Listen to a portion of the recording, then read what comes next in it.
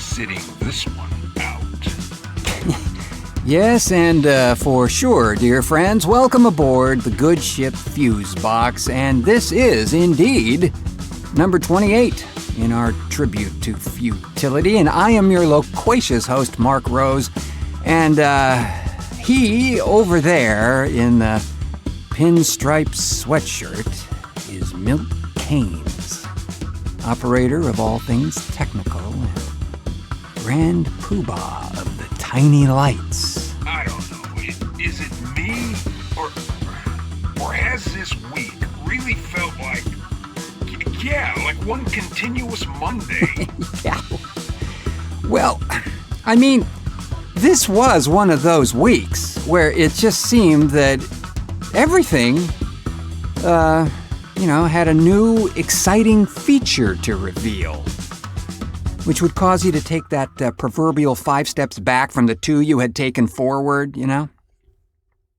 And, as I will share with you shortly, gentle listeners, this has been another one of those weeks where the silent law of planned obsolescence becomes rancidly clear. Oh, buddy, don't get me started on that thing. Get you started. My friend, we haven't begun to explore the depths of my hatred for this new marketing idea of late. Yeah, I mean, I noticed you packed up the DAC yesterday. Yeah, I sure did. Okay, so we're gonna have a little techno-geek moment here, dear friends, but I assure you, you can all relate to this tale of woe in your own lives, surely. The name's Milt, not Shirley. Surely. Yeah, I know. I saw that one coming. Has been a bad week for you, hasn't it? Yeah. Oh, God. So anyway, I have been using an audio interface for many years that has served me well in its earlier incarnations, as the first one lasted me about 13 years, as I recall, before I had to retire it. Oh, and by audio interface, I'm talking about a device that takes all of your analog microphones and instrument outputs and all that kind of stuff and converts it into a digital form that the computer can deal with, and hence we can fiddle about with it in these various software programs we all use. So a couple of years back, as I said, I retired the older unit that I'd been using reliably all those years and purchased the new one, the new hyper-improved version of the same device, made, of course, by the same folks who made the prior one. Well, one fateful day, I start to notice that the display on the device is starting to become dim. Naturally, you assumed it was your failing vision. Naturally. At first. But now came to realize that it was the display itself. Something in the power supply or something, right? Now, in all honesty, really, this symptom is not of itself unusual, or for that matter, a precursor to disaster of some kind. No, sometimes these displays just kind of fade over time. But the operative words there, friends, is over time. The unit in question here was not even 2 years old. And as the last one had lasted me for over a decade, this seemed a bit premature to me. Call me kooky. So I decided to check the warranty info, which, of course, I couldn't locate, so I sent the Japanese pocket squirrels in to find it, and after a little sorting...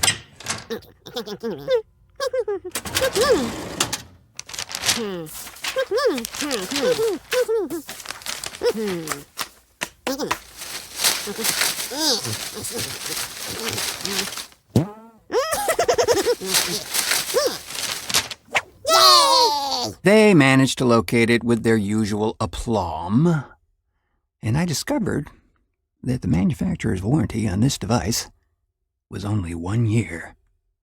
Not uncommon. Sucky, but not uncommon. So I called the folks from whom I bought the aforementioned device and relayed my woeful tale. But here, dear friends, is where the hero emerges in our tale. This company, who I will indeed mention, named Sweetwater, and the ultra-helpful chap who assisted in this endeavor named Aaron Smith. So Aaron comes back on the line after a minute or so of checking the data and getting this thing fixed and says, "It's definitely out of factory warranty. But it's not out of our warranty. We extend all manufacturer warranties an extra year as a matter of course." So, naturally, I'm elated. He says send the thing back and we'll replace it at no charge. Holy carp, folks! Well, I do, and promptly get one back in a few days, which serves me well until... Yes, that's right. Yesterday, I noticed the dreadful dimming going on yet again. And then today... So, once again, called my friends at Sweetwater to seek an answer to this dilemma. Now, in reality, folks, it's not to be expected that I'm going to get that lightning to strike twice, because it truly would be out of warranty this time.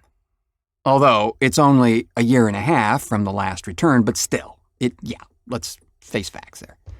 I guess my point to this story, friends, is that we are clearly living in a time where a product's life is shorter than the common housefly at best. And that it's with, seriously, a malice aforethought that's actually being devised and employed as a modern marketing ploy. What did he say? What? No, you... That, I know that, the bells are, yeah. I just, that... You know, it's happened to me too. Damn hard drives crapping out way before their lifetime, and oh sure, the company will replace the drive, but what about the data that was lost? Lost, by the way, while it was backing up. Oh, don't get me started. I really think there is a conscious effort to do this kind of stuff lately. You know, to get the buyer to replace rather than fix something. And if the thing in question is not very expensive, well then, they think all the better, right? Can you say cell phone? I mean, I've replaced mine a couple of times. Right. Because of some crazy thing happening or not happening. Yep. That, and it's just, easier to replace the thing. I mean, the cell phone companies are practically encouraging you to trade in anytime something shiny comes out anyway. Or printers, The thing costs $70. That's fine. Multicolor, prints on everything, does textiles, 3D print, whatever. But the ink? Yeah, that's going to be $270 a week. That's right. So buyer beware. And trust quality folks if you do have to do large ticket items. And although this is not a paid endorsement in any way, friends, clearly I can recommend the good folks at Sweetwater for assisting in any technical or musical purchase you may be thinking of now or in the future. Enough said. Fusebox.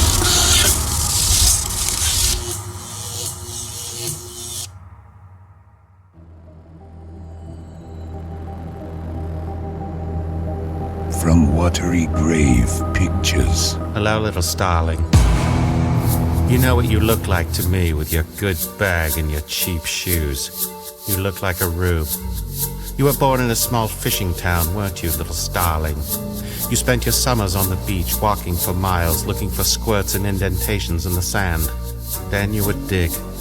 You would dig for your life while the seagulls cried and circled above you. Do you hear the clams, Clarice? Do you hear their screams? What happened to the one gooey duck, little starling? The one you tried to protect? You took it to the crab shack, but you couldn't save it. It was served the next day with celery and potatoes in a rich cream sauce.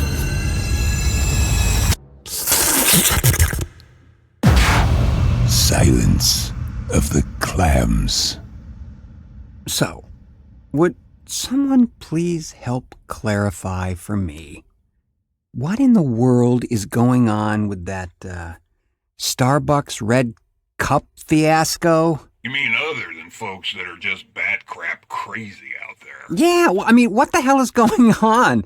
So, for the three folks in the world not on Facebook right now, there seems to be some vocal conflagration regarding the choice of Starbucks to present a red and green cup design as their holiday theme thingy. Now, on the surface, I'd say, bravo, because, it's hard as hell trying to sidestep all the religious iconography out there in favor of just presenting, an image or design that celebrates the spirit of the season without some zealot claiming to be the arbiter of religious ad placement, wanting equal time and or space. I mean, folks, this gets old and really, really difficult. Fast. I don't envy them at all. That's gotta be the most thankless project for anybody in design or advertising all year long. I mean, everybody has a valid claim to some religious icon or symbol, and that's fine, I guess. But, sticking all those things on everything that even whispers like a holiday message, it's going to look like some kind of insane circus poster, for crying out loud. Yeah, and it kind of reminds me of that old board game called Taboo. You ever play that? Yeah, where you had to define or use a particular word without using the word. That's the one. I mean, I used to love that game. But yeah, try to come up with stuff that doesn't offend anyone, or better yet, exclude anyone, and still get the holiday message across. Well, I don't want to light anyone's pants on fire, but... You don't? No, not actually. Not this time. But the statement that always curdled my cream was this whole, this nation was founded by Christians thing. All right, let me jump in here too. Really, in all seriousness. That statement, by the by, is a specious argument. Let's keep the ETs out of this one, can we? No, seriously. That pseudo-fact is completely wrong. The founding fathers of the good old USA, ladies and gentlemen, they were deists who believed in something altogether different, and moreover, some of them were just plain garden variety atheists. Just check out Howard Zinn's People's History of the United States to see these facts in their appropriate context. He ain't making it up. The implication that this nation was founded by a specific belief system, which therefore precludes any and all variations thereof, is just a little crazy sounding to me. And by the way, both illogical and somewhat mad, if you ask me. That statement about this country being a melting pot, now that's far closer to reality than the former one, even though that analogy doesn't bring up pretty pictures at all, does it?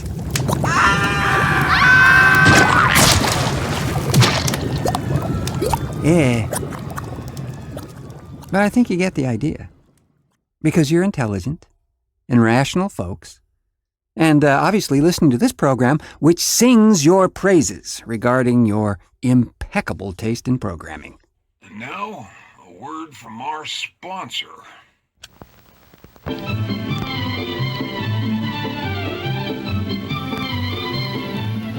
Oh, hello. I'm Dr. Arber McGarf, MD, but you can call me Dr. Arber McGarf. And I'm here to talk to you about the important health benefits of Fusebox merchandise. As you know, Fusebox provides a twice-monthly podcast dose of ear food. Now, what is a podcast, you ask? Well, the scientific explanation might be too complicated to explain here. After all, I'm a doctor, which means I have a tremendous amount of education you don't have, and that makes me, well, smarter than all of you. It also makes me much, much wealthier. But even those of you who are poor and uneducated can't afford not to provide your body with the important vitamins and minerals found only in Fusebox ear food and Fusebox merchandise. Box merchandise is chock full of healthy goodness every body needs. Your Q-Zone is an important part of your overall health and well-being, and only Fusebox merchandise provides the necessary nutrients your Q-Zone needs to live a long, happy, and healthy life. Why, I have it on good authority that President Eisenhower himself enjoys Fusebox merchandise.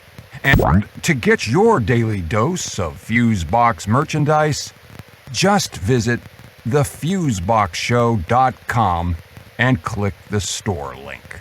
And then purchase as much Fusebox merchandise as you can, so you too can enjoy good times and good health. Be healthier. Visit thefuseboxshow.com today. That's thefuseboxshow.com.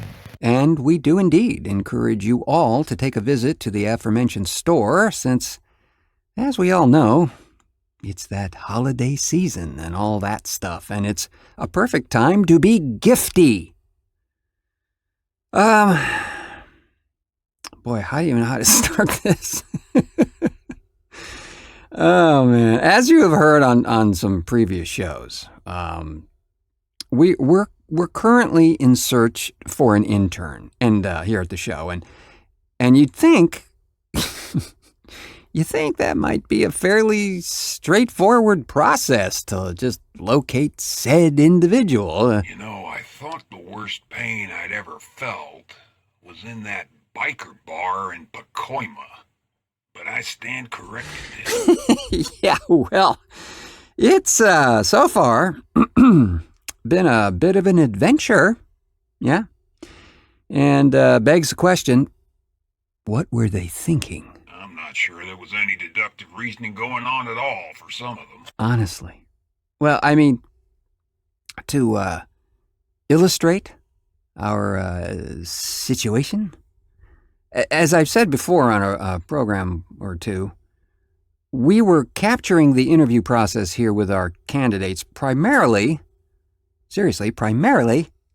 for the purposes of later review. You know, we'd play them back and try to put it all together and see who really is best here. But as we had gotten through a dozen or so, it became clear that we actually need to share our misery with you, gentle listeners. And so we shall with these 3 choice candidates, which have been mercifully cut down to bite-sized chunks. Yes, we're a bit off, but we're not that off to subject you to the full session.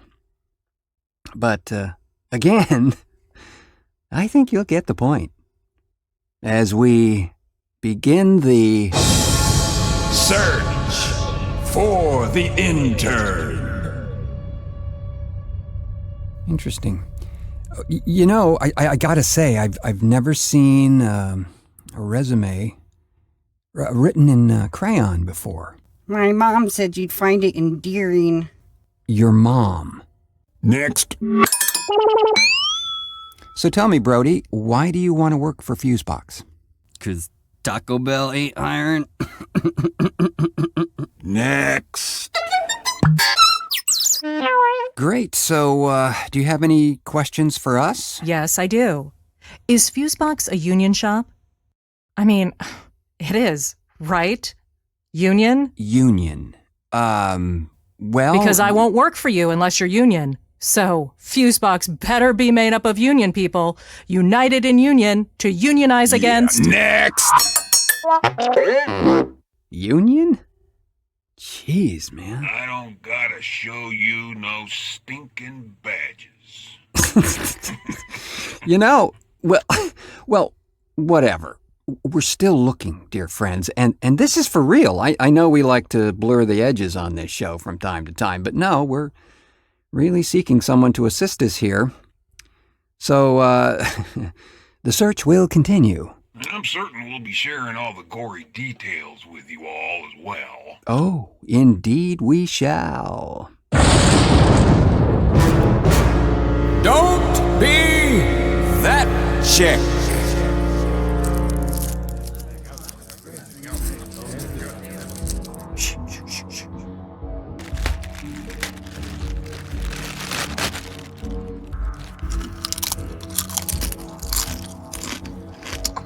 You're gonna love this movie.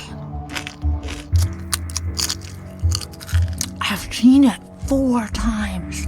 Awesome movie.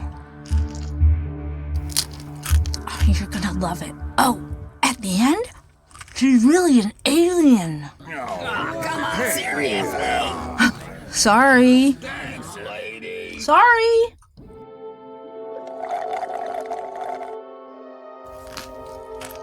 You're gonna love this movie.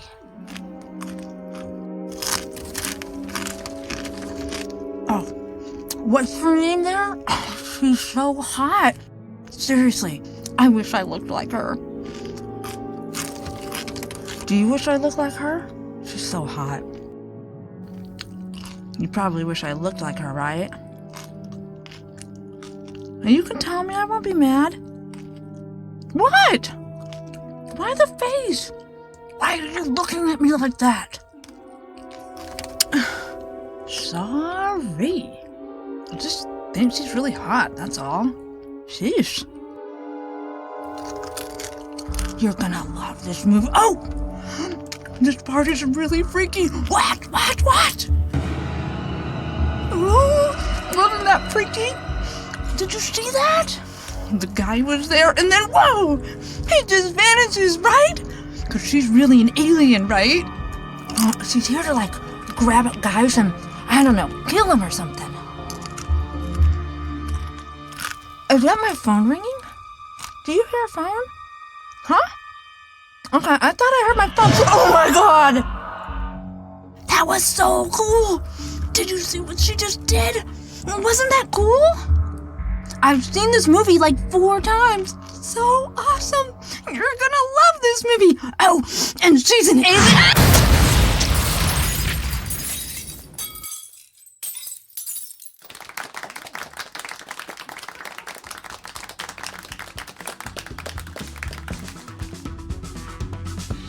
And that, as they say in more cultured settings, is a wrap, friends. For this edition of Fusebox, I'd love to thank our audio argonauts who helped to make this program possible. Elizabeth Bach, Jarrett Brown, Kevin Cook, Aaron Lane, Eric Newsom, and Jeff Pollard. Special chord wrangling and dial twisting by the perversely intricate Milt Kanes. Just add water, makes its own sauce. And I have been your surgically implanted host, Mark Rose, saying do check out the Fusebox store at thefuseboxshow.com and clicking the store link to have your powers of impulsive buying tested to the max. So, dear friends, thanks for pushing play on this edition of Fusebox, and until our next cartoon.